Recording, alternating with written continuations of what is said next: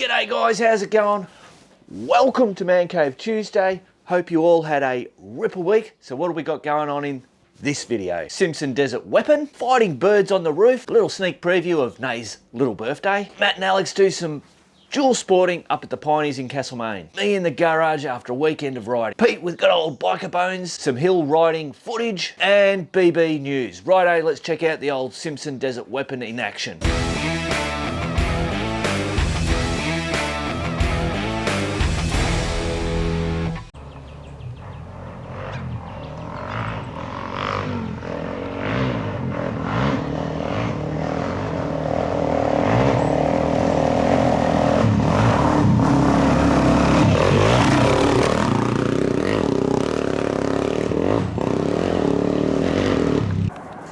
Got a bit of a battle going on up here. One of them is Frank. It's a blackbird. And I was saying, oh geez, Mrs. Blackbird and Frank were bloody fighting, but Nay came out and had a look and she goes, no, that's Frank and Frank. They're doing it all bloody morning, up and down on this shed roof. They go and they fly up in the air. Now they're not going to do it now that I've got the bloody camera out. Come on. There you go. Yeah, just get it. So obviously, it's a territorial battle. There they go. So I'm rooting for Frank. The newcomer can go piss off. Whee! There they go. Really crazy. But I suppose, you know, rule of the jungle always prevails, and if Frank's not bloody tough enough anymore, he's got to move on for the next one. Rightio, shit going on everywhere, guys. Sneak preview. Shh. It's a small little party in these times. Happy birthday, Nay. Thanks. She's drinking. Look out. I'm not. And who's playing football? The Mighty Tigers, of course. Playing Port Adelaide? Yes. Yeah. It's the only way we could get the boys here if we got the TV set up so they could watch the footy tonight. Righto, so. Oh, we got the bloody barbie going. Look at that. Steaks, sausages, chicken kebabby bloody things, hamburgers, onion, bloody ripper. Can't hang around, gotta go. I went by your house, what a big mistake. For a while I thought that I wouldn't break.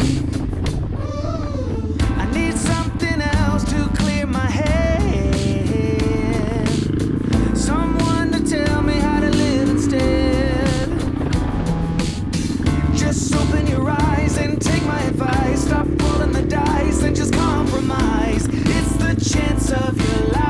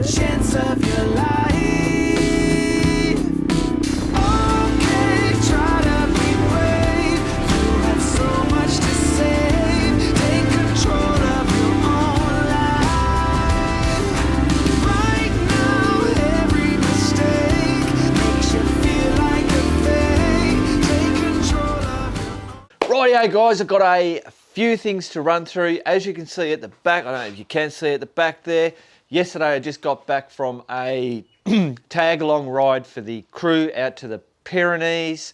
Bloody ripper ride, got into some, Chappie got us into some bloody crap that I don't think we should have got into, but we did. We all made it. I just thought I'd show you. So when I get back, the first thing I do, normally the first thing I do, unless I'm really, really knackered, but within an hour or so, I pull all the stuff out of my bags and I lay them out. If it's in the dead of winter, I'll put stuff inside near the heater and let it all bloody things dry off and air out. But this time of the year, I can put it here, just air it all out and whatever. Just thought I'd show that. Now, in doing that ride, no, before I do that, I want to take you over to that board. Geez, that sun bloody just blares every now and then. I can't wait for the house to be painted grey. Right, so this board that I've got here, all the stuff that I get done to max the DR650.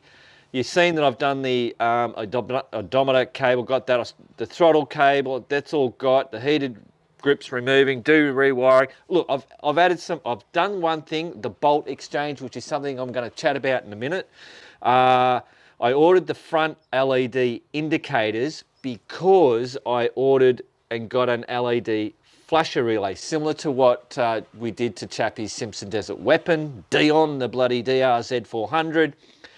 But I've crossed it, it was coming and I've crossed it out because for some reason they've bloody refunded it, didn't tell me why, off eBay, which is a real annoying thing. So I've got to re-get that.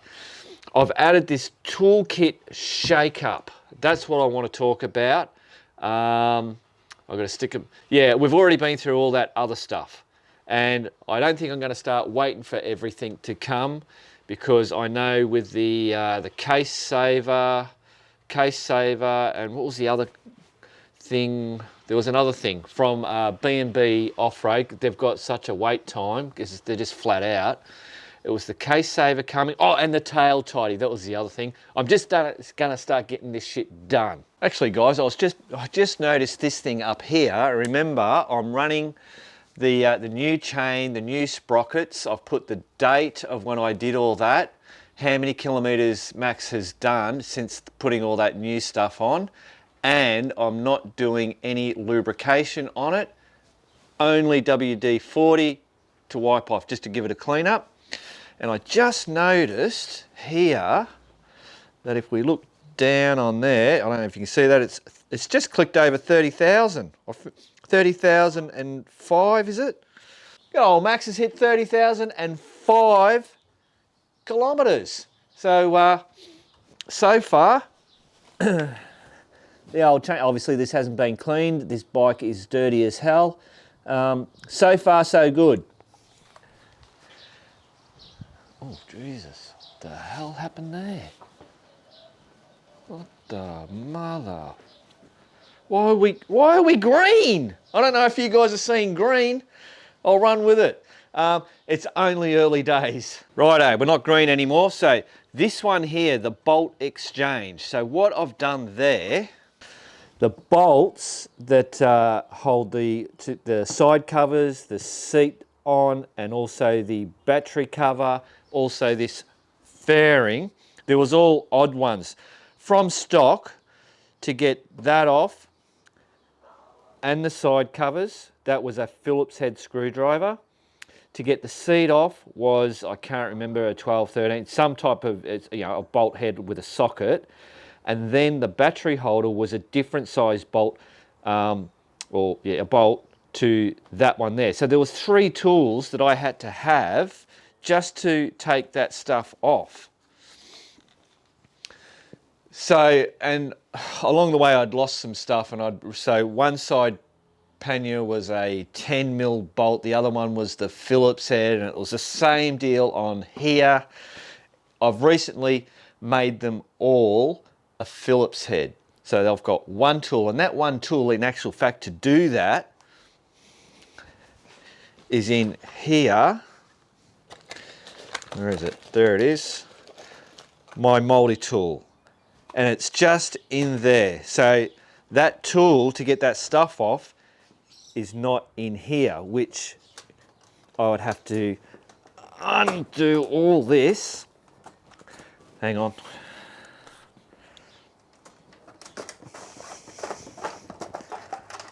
Pull that off, pull that out, and then try and find the tool in there.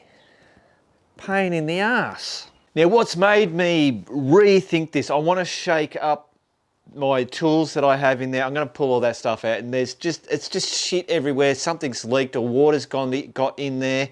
So on the ride, now Steve on the DRZ 400, don't get offended.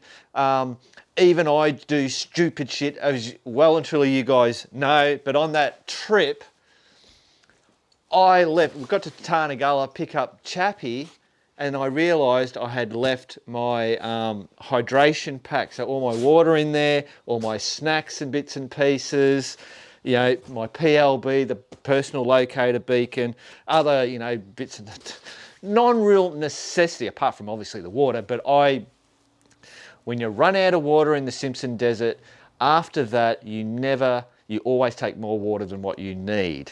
So I still had plenty of water in my panniers and on my other bits and pieces. So I didn't have to go back and get it, and I knew we were going to Avoca and I could pick up some snacks there. So I'm an idiot. And I learn as I go. I will never leave that sitting up there. I will hang it off max so that in the morning, because what happens is I'm getting ready in the morning, then the guys start coming around, and then I lose my brain and I do shit like that. So Steve, don't get offended.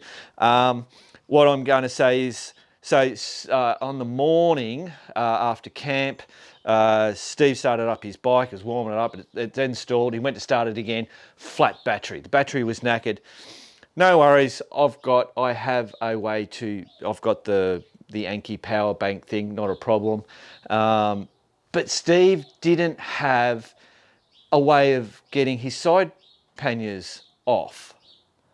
And I thought, wow, wacko. I thought, if you're going to, so this is just a lesson for other people, not hanging shit on Steve.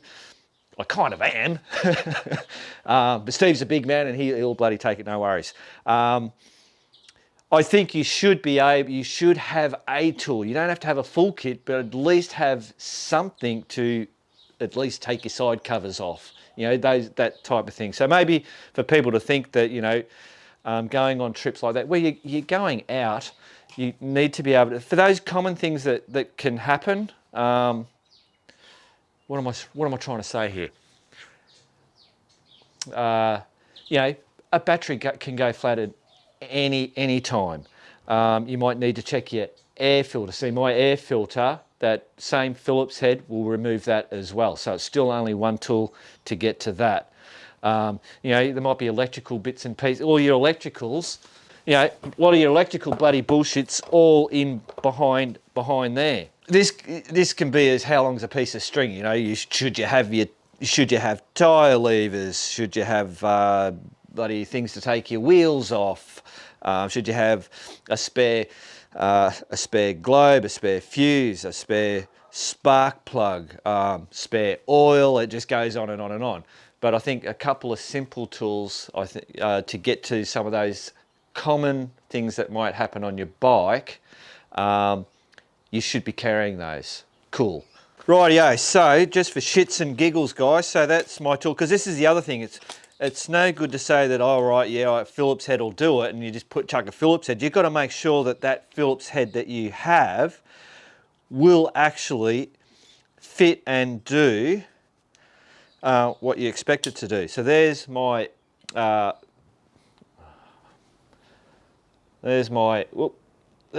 Phillips head there. So get down on here, undo that. I'll put this in fast motion. Then I've got my air filter there, and I'm testing that this thing is going to remove all these. Fast motion again.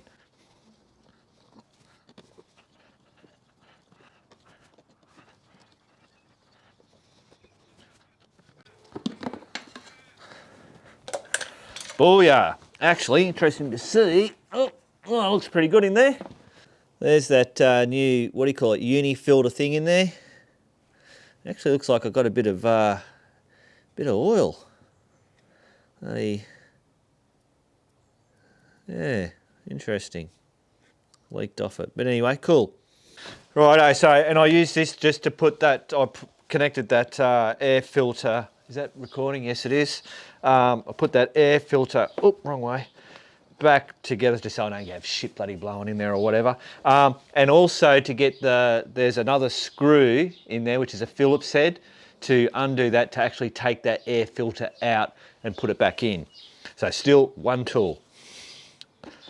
Mark's like, well, one tool. I'm a bloody tool. I'll get that off. All right, side covers off. Filter change done. Now, I don't know if you can see, so there is the upgraded bolt, which is a, Jesus, that was pretty bloody tight.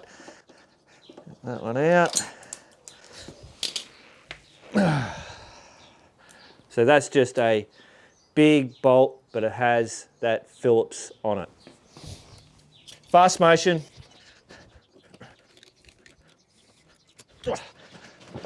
So seat off.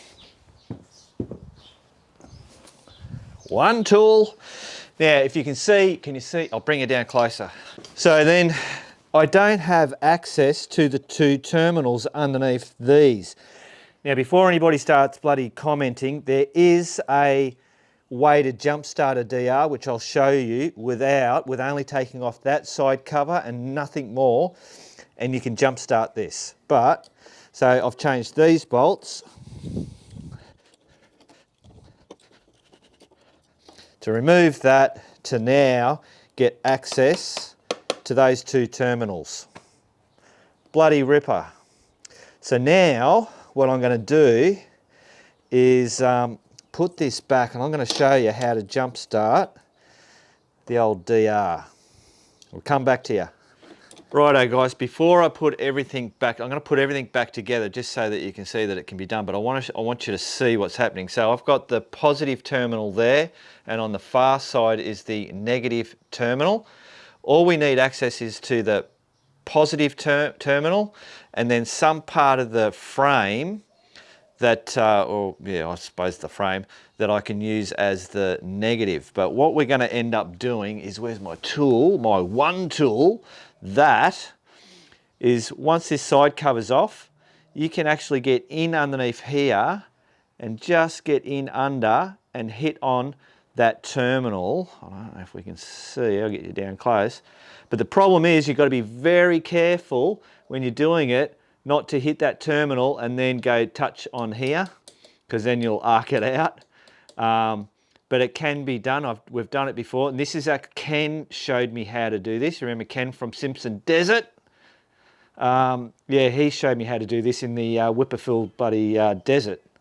So let's do it. Rightio, so there's my power bank that sits in that bloody thing.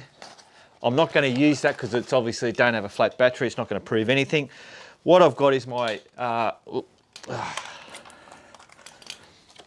just a simple battery tester, Duvlaki, see how your battery's going. So what I've got to do is find a negative, and a negative on your bike is just any bolt, you know, not painted or anything like that, that's attached to your frame. Grab your one tool and stick that on there. So this, just pretend that that's going to be the power bank on there. And then remember, do this, don't touch, you can only touch the terminal with that, not any part of the frame. So we go in here, I'll get that, till we go hit on it. Where are you? There you go. So that's, I take it off. Watch what you're doing, Mark. Put it on. So that, now we can jump start the bike. Simple as that. And all that we've got is that one side cover off. So that's a tip from Ken through me. Rightio guys, so pulled this stuff off. These were in my pannier bag. This is what I used for Steve's bike to get his side covers off. I didn't put it, I just bloody chucked all that shit back in there while we were doing that. Let's pull all this out. And as you can see, I've got some rust bloody going on in there. I've got a chain breaker, so that's the patch kit. A tube buddy thing for pulling off the tyres. There's some fuel hoses with bloody connectors. Spark plug remover. That's all my Allen key bits. And there's all wet stuff in here. The G-clamp, which works in combination with this, because the last time I used this was on the side of the road, but when we're putting the new master link in, we couldn't get anything to squash it back on, so that's why I have that now. That does that job. Bloody quick steel. There are, oh look at it, everything's gone all mank. I don't know what's, it has to just be water that's got in there, but there's fuses. So this is why I do bloody double bagging, but even look, I've double bagged, and hey presto, it's all, so there's Master Links, emery paper, Master Link, I already said that, the valve puller Duvalaki, there will be a spark plug gap thing in there, spare fuses, the bike has spare fuses in there from stock, more fuses there, duct tape, wire, zip ties, spanners, shifter, another spanner, more zip ties, like smaller zip ties. Oh, to get my front wheel off the 19, that's another, so I've got 3 tyre levers, but then 2 of them does the rear and the front axle bolts. And then of course I've got that tube, tyre buddy thing that helps all for getting the tyre off and on. Oh, I've just lost all me. Slime, if it's a small puncher, just to get you out of trouble. Everything is manky, as I've already said that. Hand in here. Oh, extension, because it's no use having a socket that you can't actually get to. That's where you've got to go around and work out what you need. So on my bike, there's certain spots where I need to actually have an extension to get these off. All these sockets normally, and because I think I took one off, yeah, there's the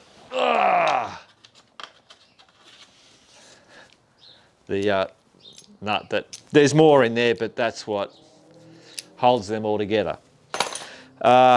So that's what I want to go through. I want to, is there some better tools? And that was Pete with bloody Biker Bits Bones, and he spotted those, the spanner ratchet tools that Ballards have. So maybe I have to have a look around and see if there are some smaller, lighter, better ways of doing it. Do I not have everything in here? Maybe I put some stuff up in the tank bag or somewhere else. I just want to revisit it. I don't know. This, what I've got might be the best I'm gonna get. So that's another job put on that bloody whiteboard. Righto, so what's the moral to this story? I have no idea. I just thought I'd show you all that, take what you want out of it. But I do think that having a common tool for some of this, I mean, I've never had a flat tyre. I've always carried everything. I will still continue to carry everything.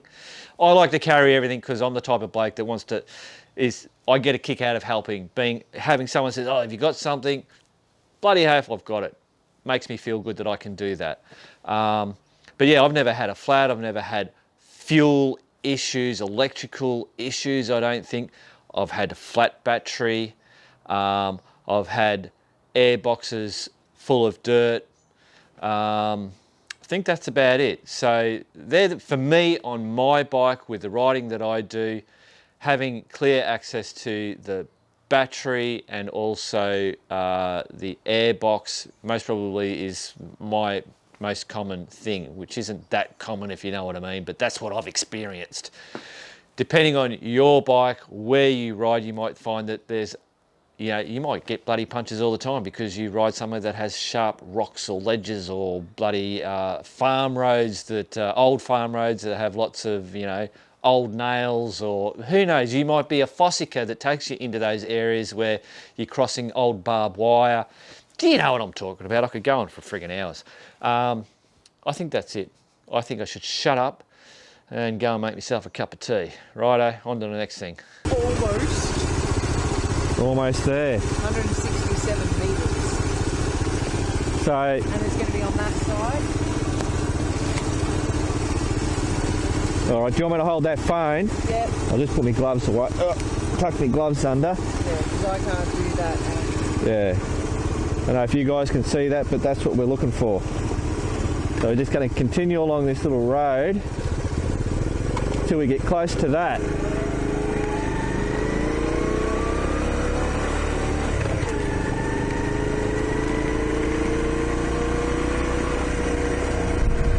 Can you see that, guys? Are we getting closer? So it's basically just going to be off this road. G'day guys, how's it going? Welcome to another Biker Bits Bones video. Hope you've had a ripper week. Tonight I'm doing a review on the very first bike that I had. Now you've seen Chappie's Dion and you've seen Max. Well, tonight you're going to see Dax. Guys, well, here it is, the Honda Dax. Check it out. Oh yeah. Look at that. Woohoo. All right, let's talk about it. Rightio, guys. Let's talk about the Honda Dax. What the? Looks like I've got some legwork to do. Hang on a minute. Can somebody clean that mess up? Okay, back in 1970, when I was only 7 years old, when I had skin and hair, this is the bike I cut my teeth on. Anyway, great little mini bike to learn to ride on. My brother and I had one of these each, and we spent many hours riding these bikes around. So let's go and have a look at a few of the features. Now the Honda Dax, it was produced from 1969 to 1981. It had a air-cooled engine. It was a single overhead cam, 72cc, 4-stroke. Had a top speed of 75 kilometers an hour. Woohoo!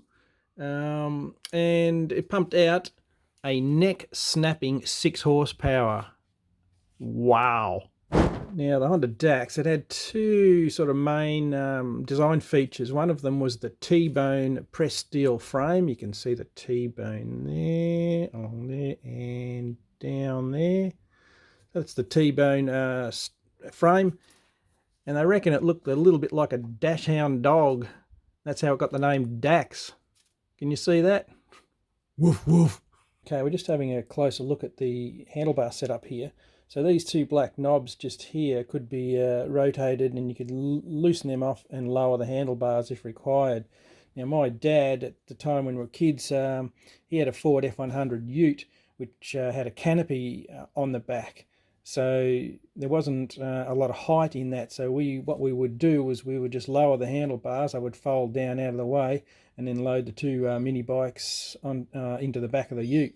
But you can, or the design feature of this bike was, if you wanted to fit it in the boot or trunk, if you're an American, of a car, you could actually just undo the lever. There's a lever just there, undo that lever, and the whole front end of the bike would detach. So it was pretty handy to chuck it in the back of the car, and away you go. Let's have a look underneath the seat. Okay, we'll just lift the seat up. There we go. Let's have a look. Okay, with the seat up, you can see where the fuel goes in. There's the fuel cap there. You've got the battery and relay and rectifier in the rear there. The actual fuel tank itself went down here and then back up into the frame.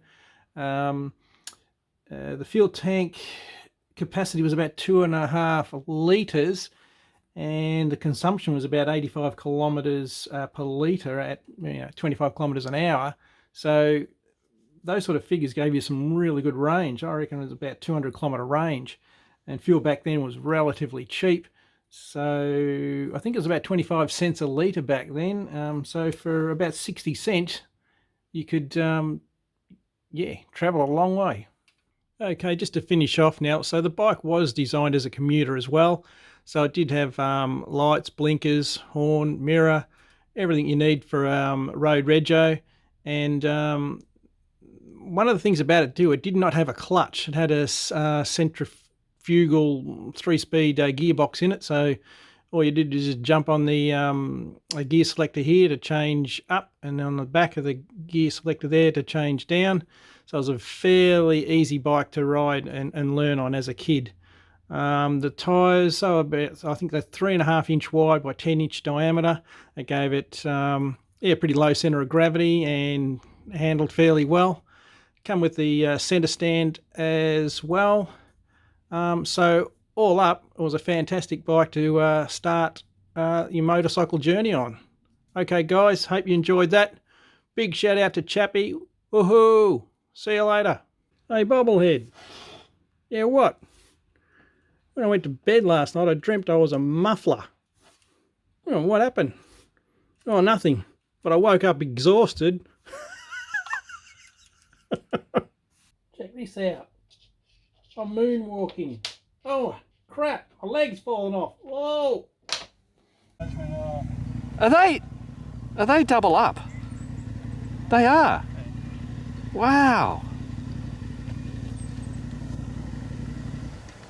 Too big to bloody walk on. So that's Jesse. Oh shit! Sorry guys, friggin' hell! I'm looking the outside of the. So that's Jesse and Dale. So that was Jesse's bike down there, not Dale's. And Dale just dunked bloody Jesse up. Guys, we can hear it. We can hear it moving.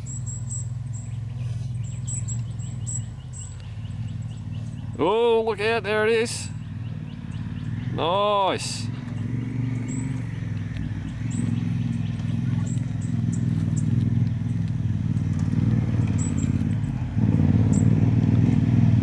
Nice and steady.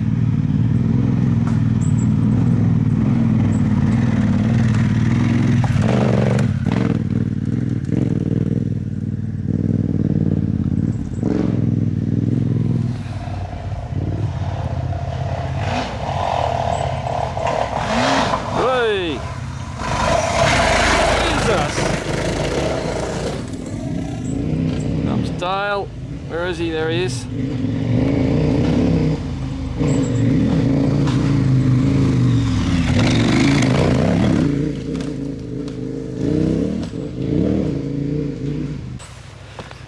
Righto, Steve. Fucking, we're getting too old for this shit, mate. Yes, we are. How's the ribs? Bit tender? They're all still there. Yeah. They'll be extra sore tomorrow, I reckon. So apparently we don't have to come back this way. I think it's an easier way out, going the other way. Famous last words by bloody Chappie though. Rightio guys, time for some BB news and shit. And we're going to get straight into the, on the crew forum, the out and about photos. And our first one is the Admiral FJR 1300 2008. Check out that machine. That's a nice looking machine. What do we got? So Jules has got serviced and new tyres, the Admiral FJR 1300 2008. Out for a ride to blow away the cobwebs. Pick is facing east between Murray Bridge and Mount Barker. The hill is in the background. There it is up over there. Bloody ripper. Nice looking bike. Good on you, Jules. Rightio, the next one we've got is a 3-day trip to Mingo Crossing. This is Scott Talk. He says, hi all, here's a couple of pics from last weekend. My mate invited my wife and I to his family camping trip. He also has a Tiger 800, so I packed the wife and the bike and off we went. Look at that. Nice looking Triumph. Destination was for one night Mingo Crossing Caravan Park near Mount Perry in Queensland, or central Queensland. We went via the mountain north of Brisbane and then Kilcoy, Murgon Road, 60 k's of good dirt and great views. Very dusty, but that's a problem for whoever is last in line. Oh, there you go. There's the two bikes there. Brilliant. Check that out. Look at that. That's a cool looking bloody tunnel to go through. Day 2, we went to check out Bulbonda Rail Tunnel and then the old rail bridge at Caldie, then stayed at Goomeri Bush Camp. Yeah, that's awesome. Bloody hell, that'd be cool to go through that. Oh, check that bridge out.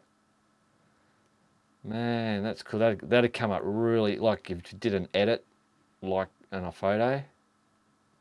Day 3 was home via Kilcoy, Murgon Road, again after checking out Kinbommy Falls. No water, so no photos. Ah, look at that. My wife, pillion in a million, helping clean the dusty bike and gear. What a gem. Absolutely, bloody good on yous. Rightio, what have we got here? Social distancing in Canada by Tez. Hey, look at that. Not a soul in sight, except one sexy looking bloody bike. So what is that? That's a BMW? Does he tell me? Does he say? No, it's just me saying, great stuff, Tez, and good on ya. I can't tell. Somebody in the comments or somebody will know what that bike is. I think I see a BMW logo there, but I couldn't tell you what it is because I'm a bloody idiot.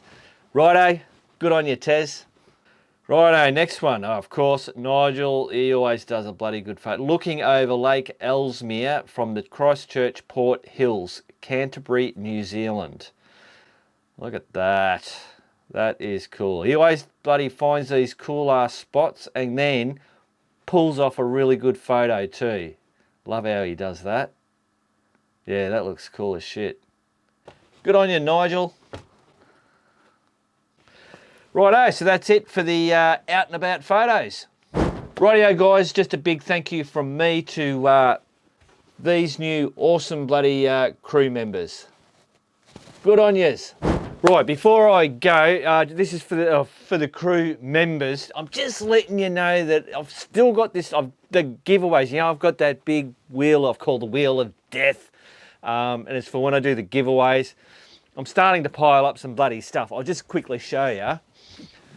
So, I've got that rescue pad thing that's got to be given away. Bloody, the thing that Jimmy gave me, this hydration pack. The climate bloody sleeping mat thing. One, I think it's -10 sleeping bag. 2 minus sleep, sorry, the second -10 sleeping bag. Hoppa! Sorry, I'll whack this up here. Hop. There'll be some other little bits and pieces that'll go along with that. My biggest problem at the moment is I've created a problem for myself, and that is because I have, with the levels within the cruise, and I've got what they call tokens, and the higher the level you are, the more tokens that you get. So then when doing the raffle thing, whenever you look for a raffle program online to automatically easily do it for you, because there's too many there for me to be manually doing it, it's very hard to find a weighted raffle do. Like I found one, but I've got to pay for it. And the way their membership, it's just like, but anyway, I'm not fully got my head around. I'm getting there. So I'll just let you know. Right, here we go. Well, there you go, guys. That is Man Cave Tuesday done and dusted for another week. Hope you all enjoyed it. I will hopefully have the video footage of the, the Pyrenees jaunt that we did this weekend. Pete's got a removing the rear shocker video that I've got to edit out of the T700. What else? There might be a few other bits and pieces, but anyway, there you go. Righto, guys, remember, keep on riding, and if you ain't riding, keep on keeping on.